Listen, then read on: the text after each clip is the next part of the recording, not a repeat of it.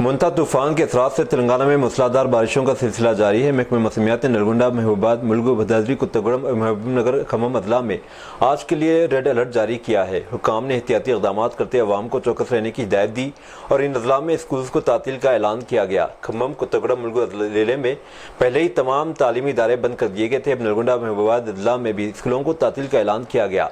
वालिदैन से अपील की गई कि बच्चों को घर से बाहर न जाने दें। महकमे मौसमियात ने बताया कि आइंदा 2 दिनों तक रियासत भर में दरमियानी से शदीद बारिशें मुतवक्के हैं। हुक्काम ने अवाम से अपील की कि तूफ़ानी मौसम के दौरान गैर ज़रूरी तौर पर घरों से बाहर न निकलें और महफूज मकामात पर रहें।